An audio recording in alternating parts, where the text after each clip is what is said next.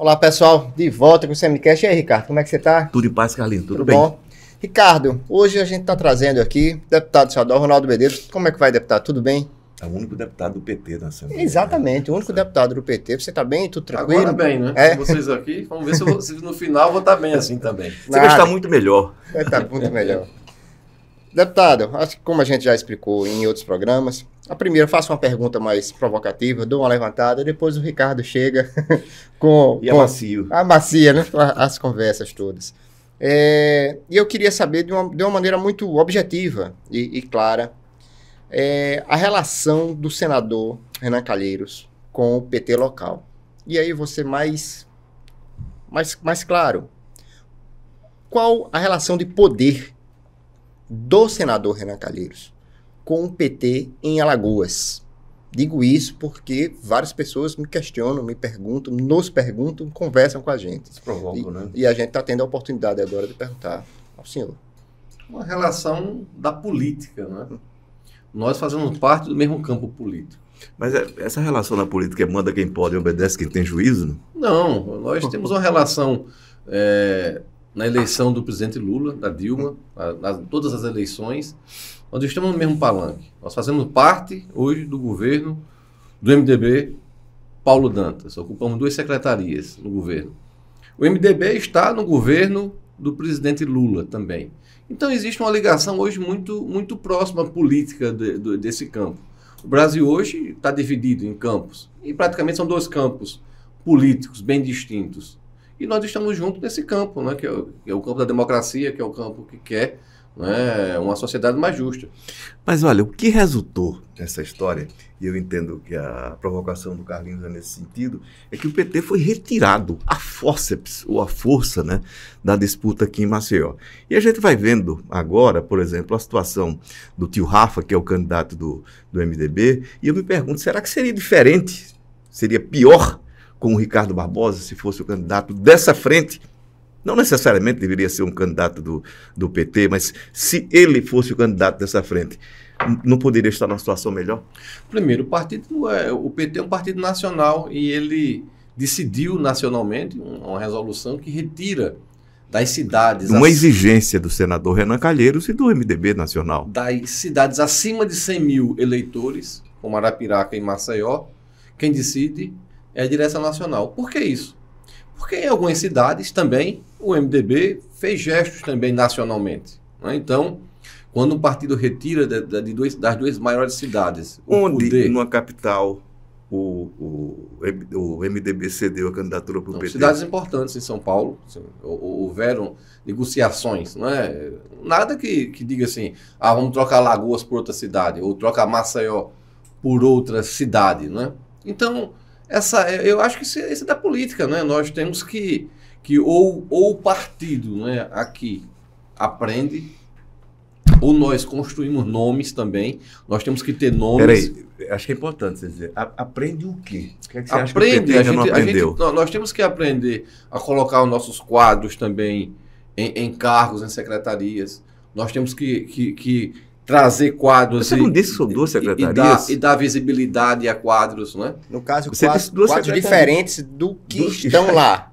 Não, nós temos que... No PT aqui, Ricardo, nós temos que exercitar mais a democracia, certo? Nós temos que dialogar mais, colocar você quadros... Você está dizendo que o PT local não é democrático? Não, é o partido, eu ia dizer mas é o partido mais democrático. Eu também acho. Que eu conheço. Entre todos os partidos no Brasil. Todos os partidos, nós somos o partido mais democrático que temos no Brasil hoje.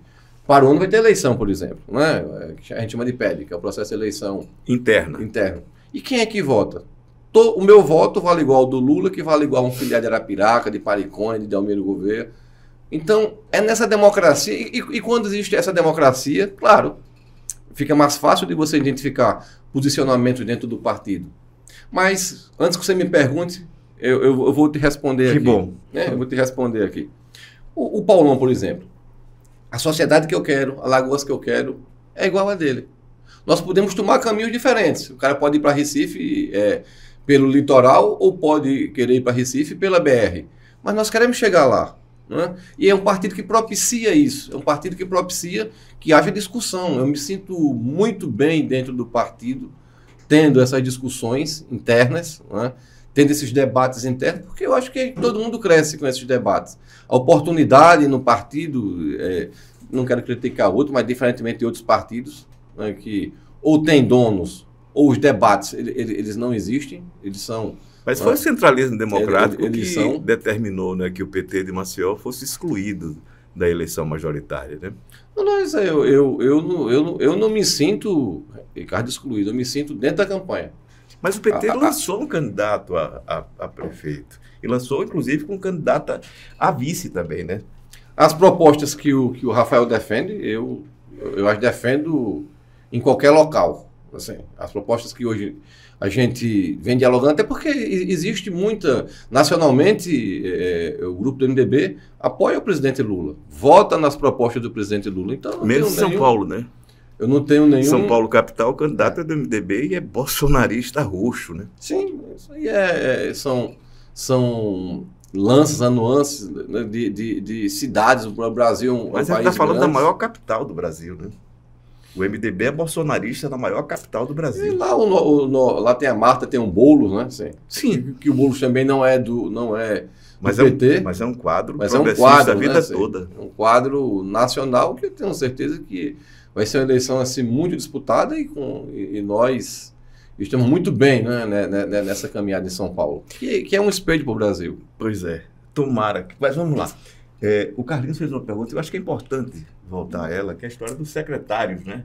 Porque em cima do que você perguntou mesmo, porque parece que, deputado, se eu estou enganado, o senhor me diga, por favor, que quando o Ricardo perguntou, foi se o Ricardo tivesse nessa situação, a gente não estaria melhor. Ricardo Barbosa. Você falou algo sobre arejar os cargos, como se você dissesse, se tivesse um outro quadro que não o Ricardo, a gente estaria melhor. É isso ou eu estou enganado? Não, nós temos que criar quadros no partido, né? Eu já falei com vocês aqui, vou dar um grande exemplo aqui. Eu tive 36 mil votos, 35.883 mil votos. O segundo colocado, que foi o deputado Júlio, ex-deputado Júlio Cabral, teve 7 mil votos. A diferença é muito grande, né? Isso é um alerta, na minha opinião, e creio de quem debate a política. O deputado Paulão, 65 mil votos. No PT, o outro mais bem votado, a outra, teve 3 mil votos. Então, nós temos que refletir sobre isso, né? Um partido não pode sobreviver com 2 mandatos sem ter... Tem que ter uma fila ali, tem que ter pessoas que... E vira refém, né? Como agora fica refém, por exemplo, do PV, né? Isso. Silvio Camelo, né? Silvio Camelo. Aliás, se me permite, vou interromper, porque eu acho que é uma questão importante. Na semana passada, e nós chegamos a publicar, a Teca Nelma, vereadora, enviou uma carta, né? Para o Marcelo Nascimento, presidente do PT, reclamando da concorrência desleal do Silvio Camelo na distribuição dos tempos de TV. Porque o que fez o PV, a Federação Brasil da Esperança, né? Pegou todo o tempo do partido, pelo que eu entendi, está na carta dele, eu publiquei na íntegra, todo o tempo do PV foi para o Silvio Filho. Ou seja, Silvio Pai botou o Silvio Filho, o Silvio Pai é quem coordena, né, a federação aqui, botou o tempo todo para o Silvio Filho, né?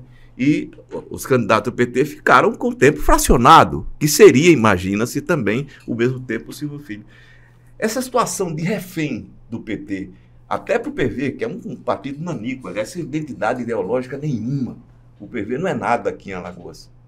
Né? Tem um representante que não tem história nenhuma de militância no movimento ambientalista.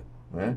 E, enfim, essa situação é muito ruim para um partido com a dimensão nacional do PT, que tem o presidente da República. Te falar, Ricardo, eu não sou do diretório municipal aqui do PT. Você é uma autoridade, você é deputado. Aqui em Maceió, mas eu vou te falar aqui bem francamente. Os espaços são distribuídos proporcionalmente aos partidos. E os partidos é quem fazem sua grade de programação e entregam. Né? Então, o PT são 13 candidatos hoje que o PT lançou. Né? Vereador. o PCdoB, 2. Um casal, né? Um caso, um homem e uma mulher. O Charles e outra companheira. E coube, né? E coube o restante dos candidatos hoje, né? Não são mais pré, são candidatos, ao PV. Quem escolhe a programação ali é o PV. Então, a distribuição está justa? Né? A reclamação dela não procede, é isso? A quantidade de inserções que o PV tem, não. Se o PV vai decidir, ou o PCdoB, ou o PT decidir, né, enquanto partido, que quer colocar hoje 5 sessões do Ronaldo, por exemplo, ele faz isso e compensa durante a programação, que não se acaba agora, ela vai durar todo esse mês ainda. Então, a gente tem que, eu creio que, amadurecer muito, né, discutir os espaços e entender como eles são dados. Se a vereadora, eu vi, inclusive na mídia, acho que foi em cada minuto, inclusive, que eu vi, uma carta que ela encaminhou. Fui eu que publiquei. Encaminhou ao Marcelo Nascimento, né, reclamando disso. Acho que isso aí é fácil de se entender, né? Compensa. Quem teve menos no PV, que é outro partido, né, cabe aí ao PV ver como essa dinâmica, né? Por que você desistiu de ser candidato a prefeito de Maceió pelo PT? Quer dizer, quando eu vi, né, que lá atrás meu nome não ia unir todo o partido, unir uma parte, não unia a outra. Foi falta de unidade do PT? Quando eu vi que não unia, eu retirei minha candidatura. O partido escolheu um nome que encontrasse um nome que tivesse mais, né, que unisse mais. Quando lançou o Ricardo, eu assumi a candidatura do Ricardo, levei o Ricardo na Assembleia, eu fiz pronunciamentos apoiando a candidatura dele, né, e iria com a mesma vontade que eu estou hoje indo para a candidatura do MDB do Rafael, sem nenhum problema, né? Eu achei naquele momento que não era o meu momento, o partido ele escolhesse como escolheu o Ricardo, e que depois o Ricardo a direção nacional do partido não decidiu apoiar aqui o MDB, e é nessa caminhada que nós estamos hoje. Essa história da federação, vou voltar a ela, porque eu acho que no final das contas, até nacionalmente, ela pode ser boa, importante, né? O presidente Lula, o PT, o PV nacional tem alguns nomes interessantes e que são identificados com uma causa ambientalista, porque esse é o objetivo do PV. Mas aqui não, né? Não há, quer dizer, eu falei aqui no caso do Silvio Camelo, e assim, veja só, o PT elegeu aqui um deputado federal em parceria com o PV, e foi o Luciano Amaral. Luciano Amaral é um personagem que tem demonstrado um sujeito extremamente conservador, para dizer o mínimo, né, no Congresso Nacional. Ou seja, essa federação ofereceu ao presidente Lula, o Paulão, que é um petista histórico, independentemente de qualquer coisa, mas ao mesmo tempo levou para Brasília Luciano Amaral. Como é que fica isso? Não é muito ruim, termina sendo muito ruim. A ideia da federação me parece ser uma ideia boa para os pequenos partidos, principalmente porque não tem dinheiro, recursos para disputar uma eleição, mas, em compensação, tem essas anomalias, digamos assim. Como é que você avalia?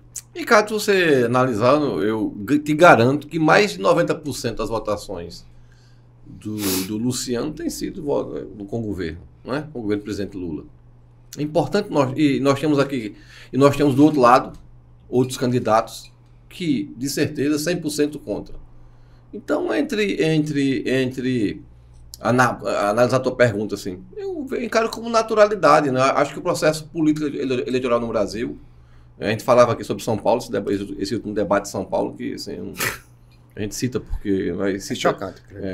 Não foi... né? A história está se mostrando que o fundo do poço tem subsolo, né, no Brasil. Né? Então, assim, acho que a gente tem que evoluir. A sociedade brasileira, ela tem que evoluir. Né? Assim, nós temos que...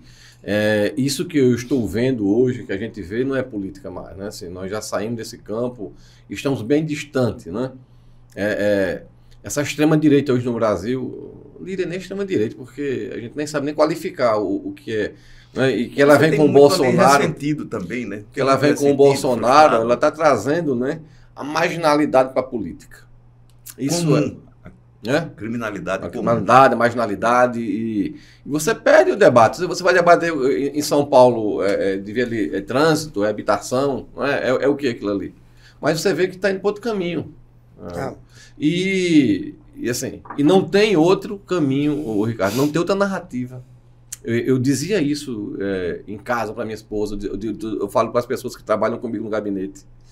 A gente vai para um debate desse, político, vou te dizer. Eu digo que eu tenho debates aqui com o Cabo Bebeto, por exemplo, que é o deputado que representa esse outro lado aí. Às vezes a gente vai debater educação, aí tá. Chega no final, a pessoa diz assim, é ladrão, vai para um diálogo desse, ou você vai, ou você, não adianta fazer esse diálogo, esse debate, essa narrativa, ou você vai para esse mundo lá, ou você perde. Porque existe uma parcela grande da sociedade que admira essa forma, essa narrativa, esse discurso político, que admira... Se destampou, né? Essas atitudes... Não é antipolítica, isso aí é anti-humana, isso é desumano, né? Não vou dizer nem animalista, porque os animais não fazem isso. Isso é algo assim que nós temos que repensar no Brasil. O que é que está levando, né, o ódio sempre foi um grande cabo eleitoral, esse ódio, né? E essas ações. Esse Pablo Marçal, ele representa assim, o que há de pior num ser humano, né? Se eu posso chamar ele de ser humano. Pode. Mas ele... Eu acho que é importante até chamá-lo de ser humano para que a gente entenda que o ser humano também é isso, né? Então, mas ele é aplaudido por uma parcela grande da sociedade brasileira. O Hitler teve mais de 90% de apoio do povo alemão em 1939. A pesquisa Gallup de então mostrava isso. E era a pregação do ódio. Ele apresentava a sociedade alemã, os judeus, né, comunistas, enfim, como os grandes males da sociedade alemã. Você imagine um ser ali daquele, eu creio que não vai, eu creio que São Paulo vai ter juízo, vai ter consciência, sabedoria, não sei o quê, para não... Mas imagine um cidadão daquele, um ser daquele, prefeito de uma cidade como São Paulo. A reação da França foi interessante agora, né? A direita ganhando, de última hora ali, todo mundo se juntou, disse, epa, bota o pé no freio. Você viu na França, vários candidatos desistiram de ser. Veja, que consciência política em nome de um projeto nacional, em nome de uma nação como a França, importante, né? Uma das grandes revoluções do mundo, né? A Revolução Francesa, que irradiou para o mundo todo. Alguém desiste, e foram vários candidatos que desistiram para unir votos. Contra um mal maior, porque o Macron também não é grande coisa, não. Não é assim, mas é o que... Era contra o mal maior. É o que a gente tem de menos mal, né? Claro, isso. Ter essa consciência, é isso mesmo. Ter essa consciência. Não é fácil você viver esse momento político que nós estamos atravessando. E esse momento se reflete quando eu vou, às vezes, numa grota, quando eu vou no interior. Você encontra Pablos Marçais também nesses locais. Encontra na Ponta Verde, você encontra em diversos locais que a gente anda, a gente encontra atitudes e discursos que replicam, não é? Que passam ali para a gente aquela mensagem e você fica estarrecido. Mas se fosse distante da gente, a gente vê assim, às vezes um Pablo Marçal, um Bolsonaro lá na TV ou nas redes sociais, mas você encontra você andando. E não é preciso procurar, não. Muito não. Você encontra com facilidade. E isso é um retrocesso grande, social. Não digo nem social, viu? É cultural. Porque isso você fica sempre adormecido, viu, deputado? Vai ali, volta. E é interessante essa história do ódio, né? E, enfim, do reacionarismo, né? Apresentar, vamos voltar à Era de Ouro, que Era de Ouro foi essa, né? Que nunca houve, né? A história da humanidade é uma história de conflitos. E eles puxam lá para trás, né? Para o pré-cristianismo, né? Como se naquele momento a sociedade humana ela fosse toda una e unida e, enfim, todo mundo marchasse em nome do amor, e a gente sabe que nunca foi assim, né? Aí pregam isso, aí explorando um pouco da ignorância e também da frustração, do ressentimento, né, das pessoas, do desencanto, né? E tem muito disso. Eu estou falando assim de forma geral, né?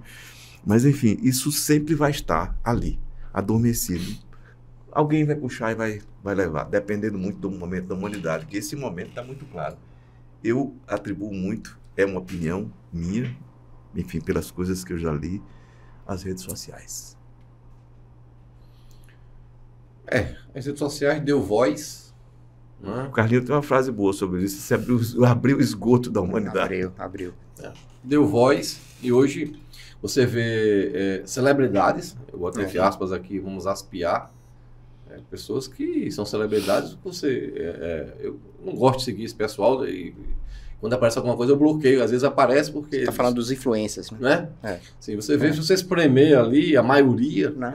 Tem alguns que se salvam, a maioria, você tem, eu fico assim, eu fico chocado, a gente fica estarrecido em ver, você segue por quê ali, o que é que de bem para a humanidade traz para a tua vida? Você não tem nada de bom aquilo ali, só tem ali o esgoto da humanidade que você falou que abriu, e abriu de uma forma que hoje não tem como você mais fechar isso, né? Assim, Tem que ter, né? Algum momento tem que ter, né? Eu acho que tem algumas reações, em algum momento tem uma reação da sociedade. Se for com o Alexandre de Moraes aí, com essa decisão aí, ou o Supremo tomar uma decisão, como tomou aí com... né, assim, eu acho que a gente não sabe ainda o que fazer com isso, deputado. É muito novo, né? Muito novo e potente, né? Essa coisa de influência, e levando em conta o que o senhor falou agora, a gente acompanha uns embates feitos dentro do Congresso, feitos para as redes sociais. Jean Willis e Bolsonaro, Janones e Eduardo Bolsonaro, e até caiu o Léo Dias na Câmara de Vereadores. Às vezes isso se ensaia na Assembleia, o Cabo Bebeto e o senhor, mas parece que você puxa o freio um pouquinho. É verdade isso? Para lhe dizer...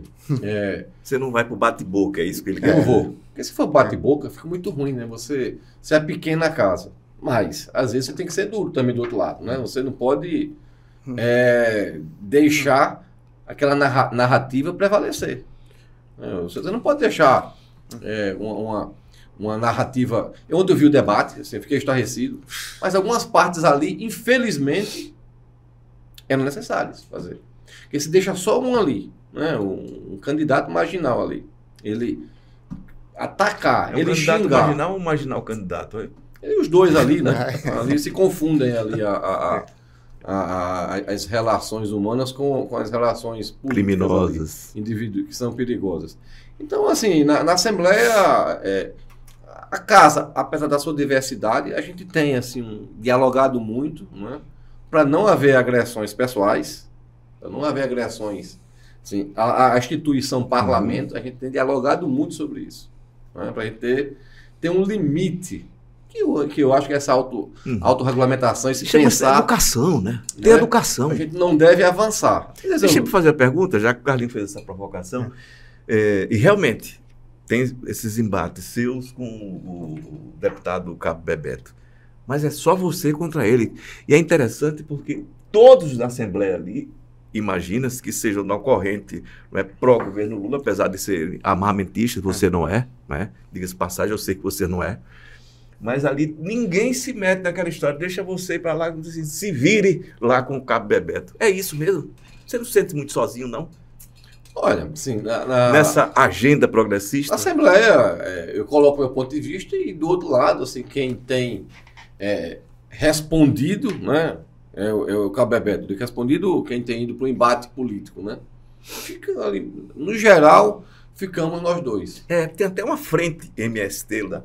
Na anti-MST, né, na Assembleia Legislativa, né, com figuras até que eu imaginava progressistas, por exemplo, o deputado José Vanderlei, que eu imaginei que não participasse disso. Mas, enfim, você se sente, repito, muito solitário nesse embate? Ricardo, a gente se sente solitário, né? Eu acho que o partido deveria se ter mais candidatos. Mas vou te falar, ano passado foram 6, 7 propriedades que eram do antigo Produban e questões que estavam, até tive com a Débora hoje, Nunes, antes de vir para cá, que estava há 20 anos sem resolver, e a Assembleia votou, né? Assim, a gente tem que ir para o embate, mas também tem que apesar de muito ter origem, defender outras causas, mas a Assembleia, ela conseguiu aprovar. E quando ela aprova isso, né, assim, a gente tem que ter A política, não é, ela é feita de negociação. E conflitos. É feita de conflitos, de concessões. Né? No meu primeiro mandato, eu não consegui fazer quase nada que eu pensei que eu ia dar jeito no mundo. Em 2010 a 2014, eu digo, eu vim do INSS, eu vim do movimento sindical. Mas foi por isso que você saiu do PT, não? Na época? Não, eu saí em 2017, 16, 17, por aí. Saí, mas voltei, me arrependi, viu? Voltei e não saio mais, assim. Fiz uma autoanálise, fiz meia-culpa. Eu acho que a gente só modifica as coisas com a gente dentro, né? Assim, se eu acho que está errado, eu tenho que estar dentro. Se eu saio, eu estou deixando as coisas acontecerem, até pior sem minha presença, não é? Eu, quando vejo alguma pessoa que não quer participar da política, não quero, que tal, você está errando, você tem que ocupar teu espaço, pelo contrário. E abre espaço para aquele que você acha que é o pior da história. Aí surgem os Pablos da vida aí, e a gente depois vai reclamar. Nós temos que participar dessa vida política, não é, do Brasil. Porque nós, eu tenho até uma cartilha que eu digo o seguinte: escola, agricultura, o alimento para chegar na cidade, né, o transporte, a cultura, a medicina, a ciência, tudo depende de uma decisão política. Né? E tu vais melhorar ou piorar com o teu voto. Uhum.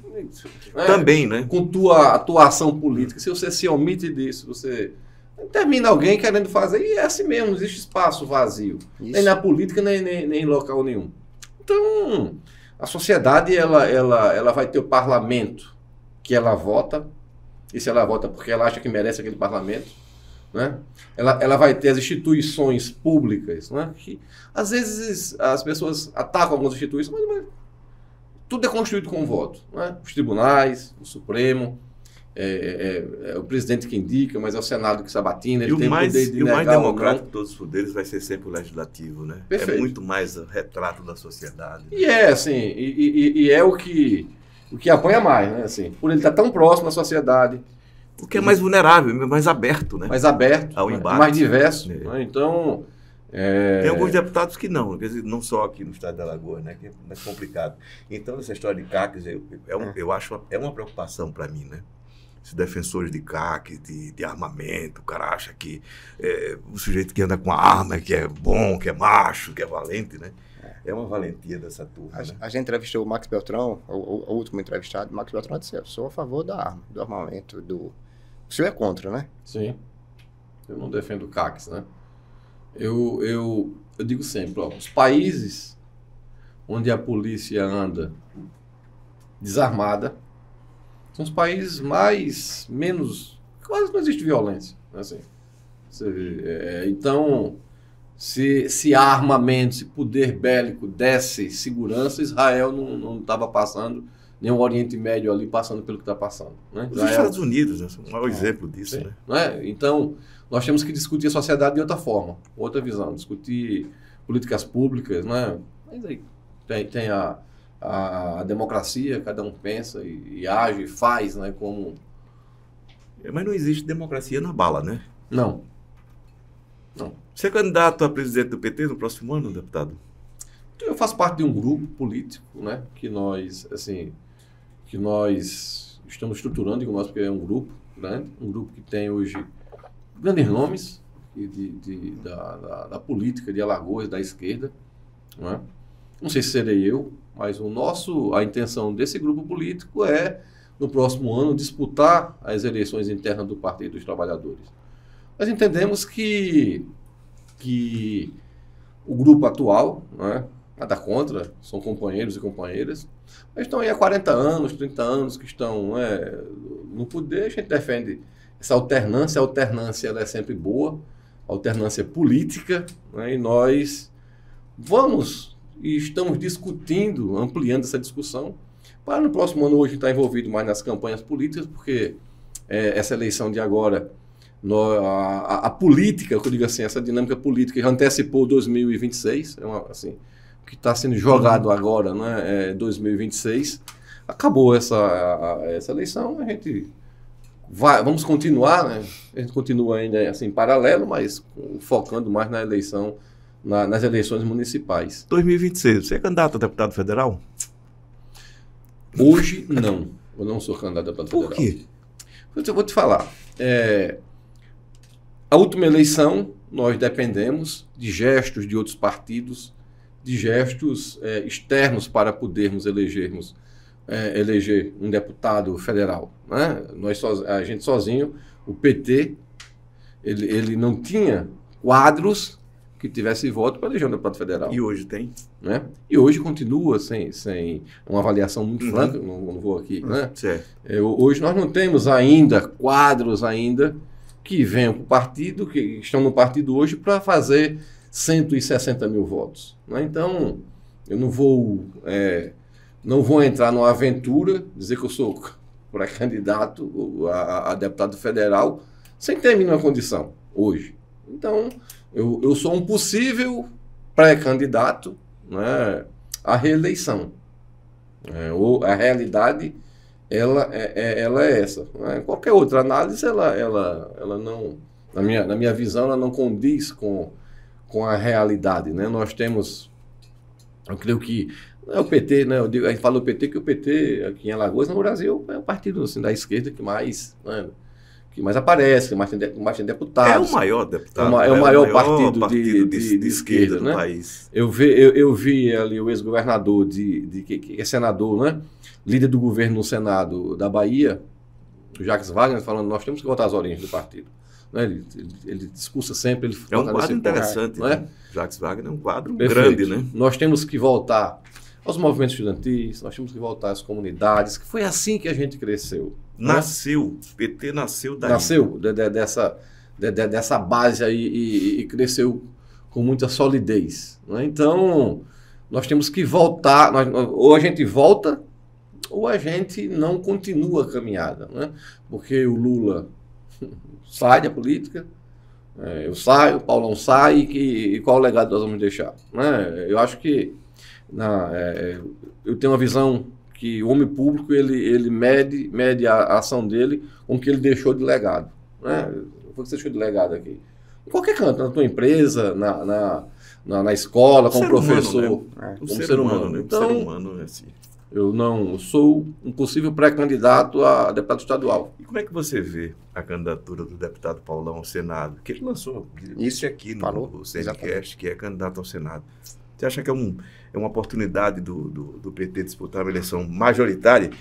E eu até, assim, imagino que, até dessa argumentação que você trouxe, né, de que o PT sozinho não consegue fazer um federal.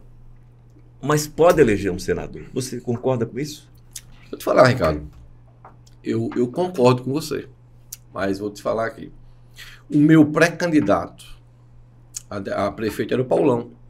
Fizemos uma reunião no passado e eu me surpreendi quando... Vocês não se entendem não, né? Vocês se desentendem muito, né? Não, a gente, no grosso, no geral... Por mais que vocês obedeçam às determinações, né? Enfim, democraticamente, mas vocês estão sempre em conflito, né? Você e o deputado Paulão. Eu creio que... Isso é dialético, né? Se ele pensasse igual a mim ou igual a ele, claro, acho que a gente não iria... Mas deixa eu te falar. O meu candidato era o Paulão. Por que isso? Ele se lançou a senador. Maceió é a maior vitrine política eleitoral de Alagoas, era uma chance. Mas ele, na hora, ele disse que não. Foi na reunião que fizemos em um hotel aqui em Maceió, ele não quis. Candidatura proporcional, eu creio e defendo que você pode... Eu vou me lançar deputado estadual, federal, e você se lança. Agora, uma candidatura majoritária, ela necessita, primeiro, né, na minha opinião, haver uma discussão interna no partido para poder você essa discussão não foi feita conseguir ainda, né? Em relação... O deputado está fazendo, está construindo aí, não é? Eu não estou acompanhando porque eu não fico ali do lado, não vejo. Mas eu creio que ele está construindo essa união interna em nome dele. E depois buscar apoios externos. Eu achei que foi precipitado o lançamento da candidatura. Eu acho que deveria se esperar essa eleição de 2026 para depois nós buscarmos discutir no nosso campo político, né? Que é um campo político aí de vários partidos aqui que fazem parte da federação e outros que não fazem parte da federação. O deputado tem história, né, assim, dentro do partido, é um dos fundadores do partido, né? Eu respeito a decisão dele. Eu não faria dessa forma, mas não é deslegítimo, não é errado, é uma visão diferente que eu tenho, que ele tem outra visão. Ele se lançou. Você, quando se lança cedo na política, você começa a receber pedradas antes do tempo devido. Você começa a carregar um peso. Vai para a vitrine, né? Você começa a carregar um peso que pode, né, tornar você cansado lá na frente. Você é alvo de críticas. As pessoas começam a te ver, mas não como um pré-candidato a federal. Então, mas o deputado é um vitorioso na política, né? Ele está como deputado federal há 4 mandatos. Ele foi deputado estadual, foi vereador, né? Fundou a CUT comigo, né? Eu fundei a CUT com o deputado Paulão em 83, se eu não me engano. Nós fundamos ali a CUT, né? Eu fundei o Sindiprev, quer dizer, nós temos, assim, uma caminhada muito parecida lá. Eu lembro Paulão magrinho ainda. Eu tenho foto minha entrevistando o deputado Paulão, né? Impressionante. Magro, eu também era muito magro. E tinha cabelo. Então, está posto aí a candidatura, ele colocou, né? E isso, creio que lá na frente, daqui uns 2 anos, um ano e 6 meses, um ano e 7 meses e 8 meses, que vai se ter uma definição, inclusive dele, né? Uhum. A política e a vida é muito dinâmica. Você não vê uma oportunidade de se formar um grupo político mais encorpado? Sim. Sem os 2 caciques, né, da política local, né? O Lira e Renan, são 2 caciques, né? E eles fazem questão, né, de demonstrar a força que tem, né? Enfim, eles têm áulicos, né? Têm seguidores, não tem essa paridade, digamos assim. É um excelente nome, né? Não é um bom nome, é um excelente nome que está no nosso partido, né? Que a gente defende com muita tranquilidade, mas esse debate ele tem que ser feito na hora, a minha avaliação. Correto, até porque se eu disser assim, ninguém está discutindo agora a eleição de Senado. A eleição foca agora elegermos vereadores, elegermos prefeitos, para dar sustentação, dar peso as pretensas, a minha, as do partido, do Paulão, né, e de outros parceiros políticos. Então, eu não saio desse foco, né? Assim, eu sou muito disciplinado, né, nessas. Eu aprendi, né? Eu digo sempre que eu faço minha campanha planilhada. Cidade tal, bairro tal, rua tal, assim, os votos que eu penso, os meus parceiros políticos ali. É planilha, não é cadastro, né? Não, planilha. Meu mandato eu trabalho ele como se fosse uma empresa. Com meta, eu tenho meta, a social media tem meta, a pessoa que trabalha, né, com associações, com projetos de leis tem meta, e nós avaliamos transparente, faço reuniões, coloco lá no telão e vamos ver quem cumpriu, quem não cumpriu, vamos ver o porquê, se alguém pode me ajudar se eu não cumprir, se a gente pode ajudar o outro, né? Mas assim, com compromisso, né? Com compromisso, cada um tem sua caminhada. Tá chegando ao fim, vou fazer uma última pergunta e vou passar para o Ricardo fazer umas considerações finais. Mas a minha última pergunta, eu até mudei ela aqui no meio, porque é justamente sobre uma coisa que você já falou. O pessoal você fala da renovação de quadros, mas como o PT pode renovar quadros, se quando ele tem a vitrine, que são as secretarias, as pessoas que ocupam a vitrine são pessoas que já foram testadas no campo eleitoral, não foram aprovadas.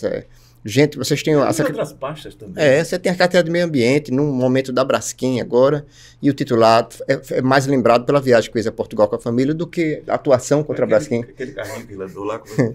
Tuk-tuk.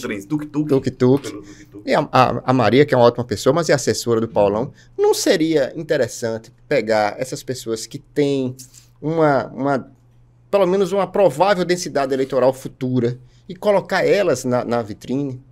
Concordo com você, assim, e vinha defendendo isso também internamente no partido, né? Assim, eu tinha feito um apelo ao grupo majoritário hoje que dirige o PT, para que vamos ver essa eleição de deputado aqui e vamos colocar na vitrine tivemos aí pessoas que tiveram votações boas e pessoas que têm potencial de crescer na política, né? Assim, vou te dar um exemplo aqui bem claro, assim, a gente tinha que ter feito mais pelo deputado Júlio Cabral, né? Cara que tem uma vida, que foi um deputado comigo diferenciado. Assim. Nós tínhamos que colocar, houve ali um tropeço naquela época, acho que ele não fez uma leitura boa daquele momento político ali, quando surge ali o bolsonarismo ali tal, ali, e uma parte dos eleitores dele não entenderam. Isso é uma avaliação minha. Nós temos ali o Basílio, nós temos nomes ali, a Hélida, que tem uma votação boa, né, que é pouco conhecida, nós temos que colocar, né, nessa vitrine, nessa vitrine política, né? Então, e olha que eu digo assim, eu falo alguns nomes aqui que nunca votaram em mim, não fazem parte assim, próximos politicamente dentro do partido. Mas se a gente pensar no partido somente enquanto forças ou tendências políticas, a gente vai incorrer num erro muito grande, né? As forças políticas são para fortalecer o partido, são para tornar o partido mais forte, né? É nessa visão que eu tenho, creio que a maioria do PT tem essa visão também, mas nós temos que colocá-las em prática, né? O partido, ele tem que colocar na sua vitrine os quadros que têm possibilidades políticas eleitorais, claro, e encaixando ali no que cada um tecnicamente também, você não vai colocar, né, alguém para não... Mas eu defendo isso que eu defendo também. Eu defendi e continuo defendendo essa mesma tese. Não adianta colocar porque eu gosto, ou porque é bonzinho, ou porque vai favorecer a minha força política ou não. Ou se abre esse leque para a gente discutir dentro do partido e qualquer organização, né? Discutir enquanto partido. A distribuição dos cargos, as indicações nossas tem que ser no partido. Quando ela começa a ver primeiro as forças, ela já, na minha opinião, ela caminha, né, pelo lado contrário do sucesso eleitoral. Deputado, o presidente Lula ganhou a eleição no estado de Alagoas graças ao interior. Ele tem uma força impressionante. O Lula é um ídolo popular, digamos assim, no interior do Brasil. O presidente, pela sua visão social e pelas políticas sociais, né, sem dúvida nenhuma, chega muito próximo a essa população mais necessitada. Já falamos tanto, né, do interior de Alagoas, que depende muito das políticas sociais. Por que isso não se reproduz em votos, em lideranças eleitas pelo PT na cidade do interior? Vou te falar, né? Eu creio que as redes sociais, elas na capital são muito fortes, né? E a de fake news aí, às vezes chama tanto fake news que as pessoas nem... É mentira nem mesmo, mais, né? Mentira, criminalidade. Aqui, eu fico estarrecido, tá? Um negro, uma mulher, ou um indígena, ou um quilombola. Ou um gay. Ou um gay. Elogiar e votar no Bolsonaro. Assim, eu fico assustado com isso. Eu fico pensando, o que é que faz uma mente dessa aceitar alguém que é contra, né? Que os repele, né? Que humilha, né? Que humilha, que repele. Que morresse atropelado, que pisa. Se homossexual. Imagina que alguém dizer assim, ó, se eu tiver filha mulher, porque eu fraquejei, vê só. Como é que uma mulher consegue votar? É que não vota no Lula, vota existem outras opções. Nós tivemos outras opções nessa última eleição. Então isso assusta a gente, essa falta, né, de consciência humana, né? A gente não pode continuar, né, nesse debate político, e eu tenho assim, repensado muito nesses últimos 20 dias, 30 dias, a minha forma de atuar política. Porque eu estou vendo do outro lado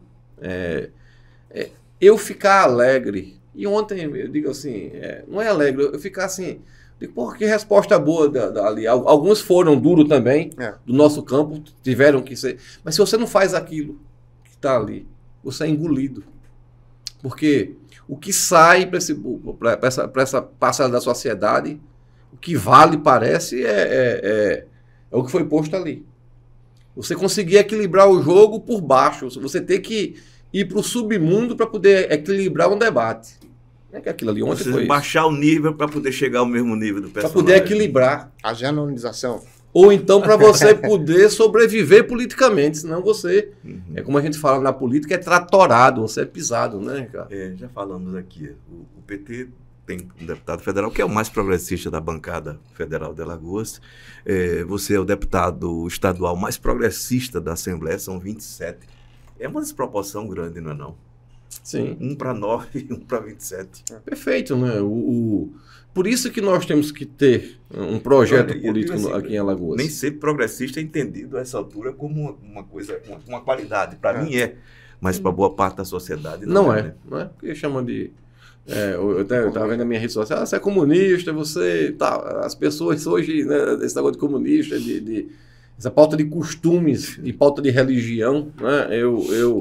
Eu fico muito assustado. Eu visitei a China esse ano, passei lá 16 dias.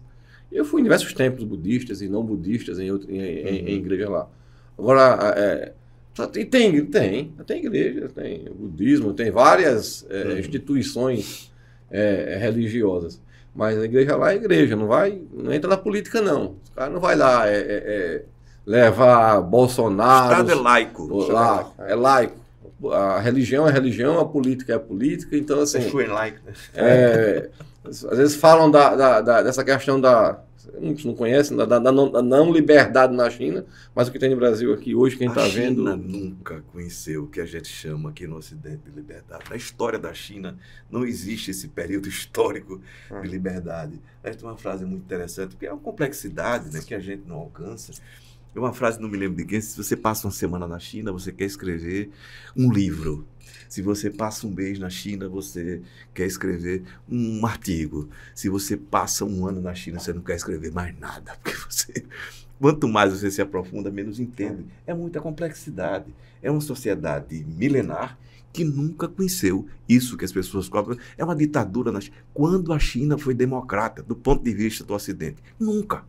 Ricardo, eu andei lá, falando sério, eu andei só. Não, eu sei, mas assim, essa visão... Eu vi jovens, assim, meu inglês ali é médio, eu conversei com diversos jovens, tiraram foto comigo, dialoguei lá, e uma sociedade que tem um padrão hoje, um padrão de vida, assim, invejável. Assim, é impressionante a infraestrutura que eu vi, né? Eu visitei umas 30 empresas, tinha dias de visitar 5, 6, 7 privadas e empresas públicas, mas assim, eles têm uma disciplina, eles têm um foco muito grande. Do Estado, né? Perfeito. Então, o problema de inclusão social na China, assim, 400 milhões de pessoas. Entendeu? Assim, a infraestrutura que a China está montando e a tecnologia. E quando falo tecnologia, porque estão investindo em ciência no país. Né? Aquilo ali não os Estados Unidos e a Rússia investem em arma, a China investe nessa infraestrutura. Né? Ninguém segura aquela nação. Assim. Eu acho também, concordo com isso. A americana agora taxou em 100% os carros chineses. Eles não conseguem produzir lá hoje, né, carros... E a mão de obra escrava, não, eu não vi. Nas empresas que eu fui, não tem eu fui numa empresa lá com 10 mil engenheiros. Os 10 mil engenheiros, a empresa construiu 10 mil apartamentos.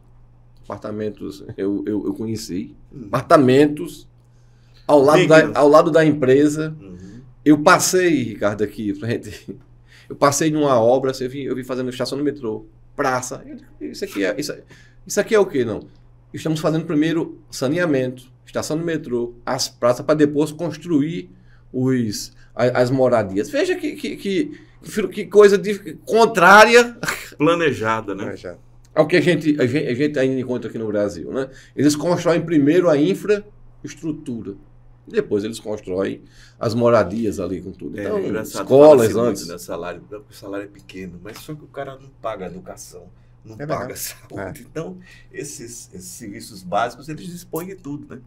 Então, o salário enfim, para complementar, digamos assim, uma vida com uma qualidade que a gente não tem aqui na média, né? E a gente está falando de uma população de 1 bilhão e 400 milhões. 400 milhões. Você vê os carros, é Mercedes, é Ford, são carros assim. E elétricos. Das cidades na China, que em 2025, as grandes metrópoles não terão mais carros combustíveis fósseis. E grandes multinacionais lá dentro, né? Assim. Claro, vão fabricar lá. Tudo. Coca-Cola, McDonald's, pizzarias, a Volkswagen, que é alemão, você vê a Ford, que é americana, Carlinhos tá Chevrolet. pensando em colocar um cada minuto lá. Aí, Tá tá pensando. vendo? Seria maravilhoso. Me convide para entrevistar lá, É. sendo que eu quero voltar. Não, eu vendo a conversa de vocês e fazendo analogia com o debate de ontem de São Paulo, com as propostas dos caras. Então aí é impressionante. Não é? É isso. É impressionante. Pessoal, muito obrigado, deputado, pela sua presença. Mais uma Obrigado vez. mais uma vez. Né? Obrigado mais uma vez. Depois, né? A gente conta com o trauma. A gente teve. É a segunda vez que a gente grava, acho que é bom que o público saiba. A primeira vez a gente teve problema no áudio e o deputado teve a gentileza de comparecer de novo e conversar com a gente de novo. Eu agradeço demais por Quero isso. voltar, viu? E é bom. Voltar. E aguentar as provocações do Carlinho, né? Carlinhos, Obrigado, Carlinhos. Ronaldo. Grande abraço, pessoal. Até a próxima Um semana. abraço, obrigado.